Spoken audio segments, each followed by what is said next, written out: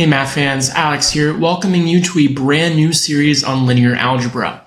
Part of the reason that I decided to make this course is I wanted to show students that calculus is not the end-all be-all light at the end of the tunnel that you should be striving for. There are mathematical disciplines that are a lot more applicable with many more real-world examples than that magic of calculus. Okay, so this is used a lot in computer science. This connects with things like discrete math. And hopefully I can show you linear algebra through a couple of different realms. I can show it to you through theoretical lens, okay, so a little bit of proof-based, as well as application-based and how it's used in, say, the sciences, and maybe a little bit of programming, preferably in Python or MATLAB. Okay, so with that being said, hope you enjoy, and let's get started. So, Section 1 is going to talk about systems of linear equations, and I thought I would start off with the most basic example I could think of. So you have two students that discover that the difference between their test scores is 15, and the sum of their scores is 145. Okay, so this is a classic word problem that you might have been introduced in grade school to, and you essentially have to set up the equation. Okay, so the scores are going to be represented using two variables, and I'm guessing you probably used x and y, although I'm going to use x1 and x2 for reasons that will become apparent. So if the difference between their test scores is 15, that means that if you take one minus the other one, you get the value of 15. And it really doesn't matter which one goes first, right? x1 could have gone first. It's just that, whichever one goes first, that's going to be the higher score. Okay, and the sum of their scores is going to be 145. Okay, so if you add these scores together, you get 145. Okay, and how did you solve a system like this? Well, my guess is you were taught at some point that as long as two of the terms have additive inverses as coefficients, then you can just add the equations together like so. You'll notice that the x1s kind of cancel, and you have 2x2s is equal to this sum, which is 160. And then solving this, you get that x2 is equal to 80. And then at this point, you can then substitute that back into the original equation, and you'll get x1 is equal to 65. And then you should check your answer by substituting that into the other equations. And the difference between 80 and 65 is 15, and their sum is 145. So you answer the question correctly. Another thing that you might have done with this solution is you might have explored the interpretation of this graphically, which I'll do right now. All right, so I went ahead and graphed the two equations just using intercepts. Right, so for this first equation, for example, it's going to have x and y intercepts both 15. Okay, and the blue line intercepts are both 145. Here, the x-intercept's negative 15 and the y-intercept is positive 15, but you get the picture. So you'll see that these lines intersect at one point, indicating that this system of equations has a single solution. And that single solution was encapsulated in what we solve for algebraically, mainly x1 being 65, that's the horizontal, or the abscissa if you're old school, and the vertical, or the ordinate, is 80. So the ordered pair that it intersects at for these two lines represents the solution of the system. Okay, but clearly I can change this problem ever so slightly and make it so that I have a couple of other scenarios present. Okay, so one example might be as follows. So I could have x2 minus x1 equals 15 and x2 minus x1 equals 30. Going back to the test score analogy, this would say that the difference of test scores is 15 and the other information is that the difference of the test scores is 30. Well, the difference of test scores can't be two different numbers, so we would expect, without even graphing it, for there to be no solutions. Okay, so remember above, a solution was what happened when the lines intersected at a point. And here, since you graph them and they're parallel, they will never intersect. Okay, so there can't be any solutions. Okay, so there are no solutions to this system. Okay, and the last scenario that you studied might have looked something like this. So in this scenario, we have the difference of the test scores equaling 15, and we have that essentially twice the difference of the test scores is 30. Well, that's no new additional information, so we also have a situation where really there are no solutions, or I guess there are infinitely many solutions depending on how you want to look at it. Okay, most people will say that there are infinitely many solutions because the lines are really the exact same. So it's the same line. But I want you to understand the other perspective of there not being enough information to accurately conclude what the solution is. That'll become important when there are, say, 100 different equations involved. Okay, so these three equations, or these three types of scenarios that you have with 2x2 systems are certainly the only things that can happen with two lines in the plane. But the question to ask is, how does this generalize to a system of equations where there are more than two equations and where there are more than two different variables? Well, that's what we're going to start talking about. All right, so before we can talk about systems of equations, let's talk about a single equation that has more than two unknowns. Let's say it has n unknowns. Well, remember, if it has two unknowns, it's going to look something like, a1 x1 plus a2 x2, where x1 and x2 are the unknowns, but a1 and a2 are the coefficients, and they're just any real numbers. Okay, so you really have a lot of different possibilities there. So in general, a linear equation in n unknowns is going to look something like this. It's going to be, a1 times x1 plus a2 x2, and this continues. So I put the plus dot dot dot, and then the last term is going to be an xn. Okay, and that is going to equal, we'll say, b. All right, so that is a linear equation where you have n unknowns, okay, and each of those unknowns is going to be paired with some sort of coefficient that's a real number, okay, and summing all those together, you're going to get another real number, which we'll call b. Okay, so that's going to lend itself to the following definition. So we have a linear system of m equations in n unknowns. So it's basically going to be the same thing as we have here, but we're just going to have m of those equations stacked on top of each other. The only difference is that each equation, while it's going to have the same unknowns, the coefficients need to be different. Because in general, they're clearly not going to be different. For instance, very basic example is in this instance, we have an equation with two unknowns where the coefficients here are -1 and +1, but in the second equation, the coefficients are +1 and +1. So we need a way to generalize it and still make sure that the coefficients can be different for each of the m equations. Okay, so the way that we're going to say that is the following. So here we're going to have the index be two numbers. So a11 x1 plus a12 x2 plus all the way until we have n unknowns, so it's going to be a1n xn, and that is going to equal, we'll say, b1.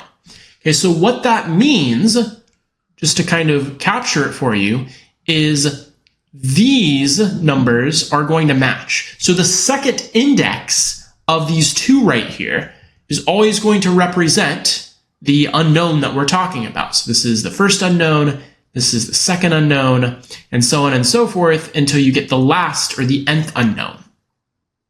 Okay? Now, the other index, this one right here, indicates the equation that you're on. This is the first equation. Still the first equation, still the first equation, and that's why the first equation, all of it's going to sum up to b sub 1. Okay, so I can naturally do the same thing again. So I'm going to get a, and then since I'm on the second equation, it is going to be a 2,1 x1 plus a 2,2 x2, yada, yada, yada, until we have a 2n xn, and that is going to equal b2. Okay, so I'm taking my time going through this because this is an important generalization, and we still have that 1 matches 1, second unknown is matched with this index, n matches with n, but then we also have that since this is the second equation, that coefficient needs to be described as 2,1, 2, 2, 3, 2, and so on. Or, I'm sorry. 2, 1, 2, 2, and then 2n. And then all that's going to sum up to b2. So this is going to continue on and on until we get to the nth equation. So we're going to have a m1x1 plus a m2x2, should be a 2, plus so on and so forth, until we get plus a mnxn equals bn. So one more time. Okay, this time we'll start off with the fact that this is the mth equation. That's why these indices are m.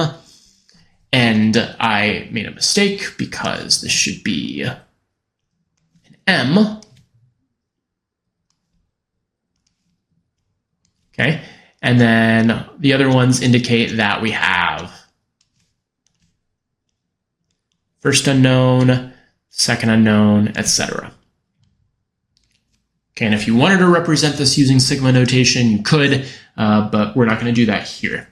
Okay, but let's do a concrete example right now just to kind of show how all this works. Okay, so what we're going to do now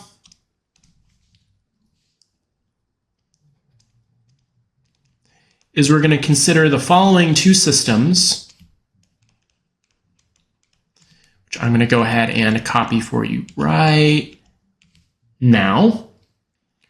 All right, so taking a look at these two systems, they look entirely different. One looks very easy to solve and the other one not so much. So let's start with the one that's perhaps a little easier to solve. So how do we solve this one? Well, we notice that x2 is all by its lonesome and it's just equal to 3. Okay, so we already have the value of x2. We also know that twice x3 is 4, so we know that x3 has to be 2 as well. Okay, so I should be writing this down. So x2 is equal to 3, x3 is equal to 2, and then how do we find x1? Well, just like we did in the previous example, we can plug in these two values in, and then we have all of the unknowns except 1, and we should be able to solve for that one. Okay, so when you do that, you get 3x1 plus 2x2 minus x3 is equal to negative 2. Okay, so this thing is 4, which I'm going to subtract from both sides to get 3x1 is equal to minus 6. Divide by 3, and then we get that x1 is equal to minus 2. Okay, so technically the answer to our problem should be expressed as an ordered triple in this case, or an order n-tuple where n is 3, and that is going to be x1, x2, x3, and that is going to equal minus 2, 3, 3, and then 2. So that is our answer. Okay. Now, how on earth are we going to solve this one? Well, that's going to take a little bit more trickery. So we're going to kind of go down here. And I'm guessing that you did this in grade school at some point, but it's probably been a while. So let me show you how the story probably went. So the way the story probably went is that you probably organized your work in a very meticulous way. So everybody's different. I'm just going to show you what I do. But I number these equations. So this will be equation 1, this is equation 2, and this is equation 3. Okay, now the name of the game is going to be to try to eliminate one of the variables. Okay, so to do that, I'm going to note that if I add equations 1 and 2 together, remember we did that last time for the 2x2 case, we just added it together and one of the variables naturally canceled. Well, what happens when I take equation 1 plus equation 2? Well, the thing that I get is I notice that these are additive inverses, so the unknown x3 just cancels out entirely. I also happen to get that x1 cancels fortuitously, and I'm just left with 2x2s minus 1x2, which is just 1x2, is equal to minus 2 plus 5, which is 3. Okay, so that was pretty easy. And then what am I going to do next?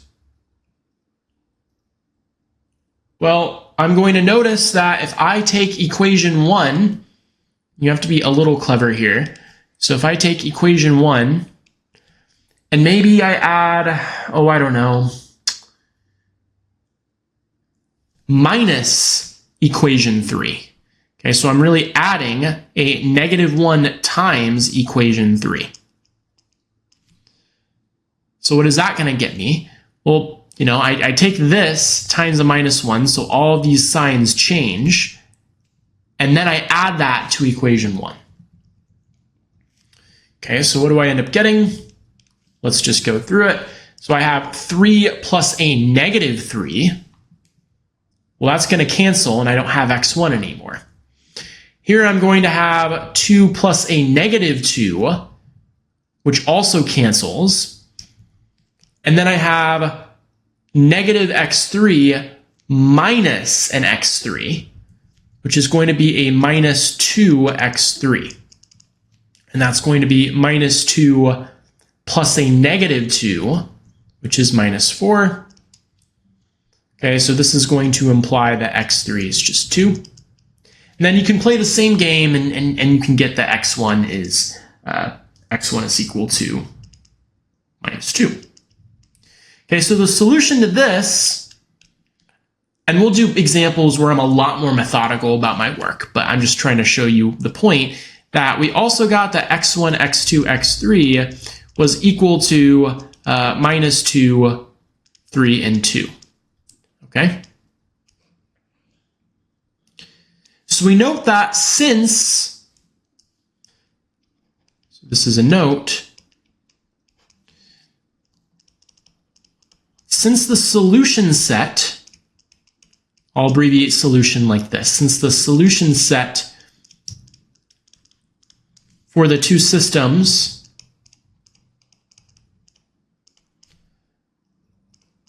are identical,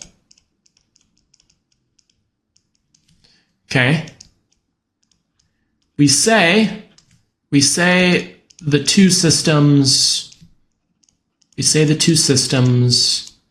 are equivalent is the word we're going to use.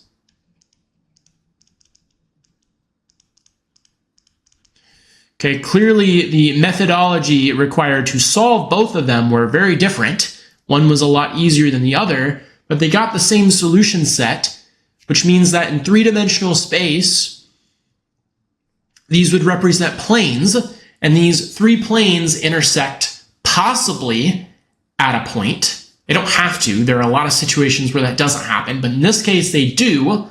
Okay, and then these systems are kind of the same. Clearly, the planes are not the same. The planes are completely different because the equations are different.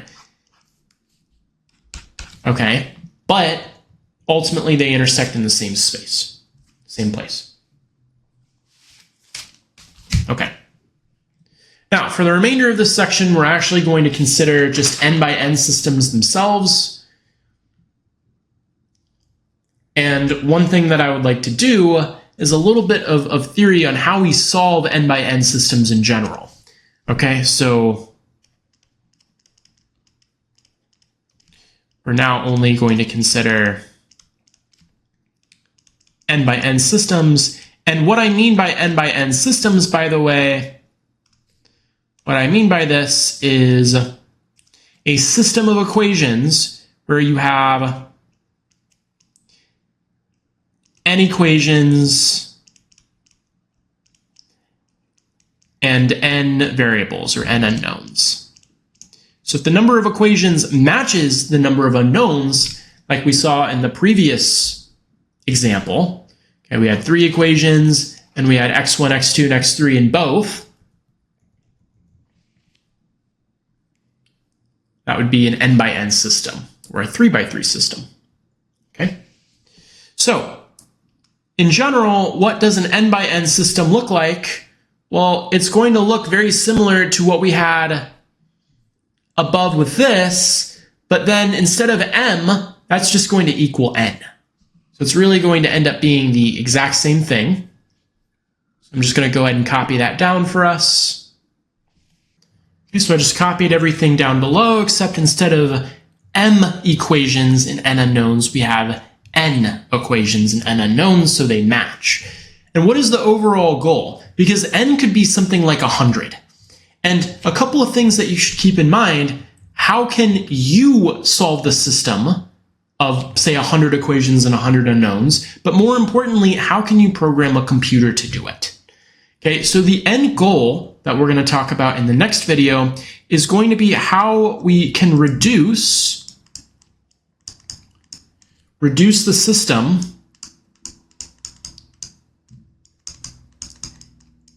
into one that's easier to solve.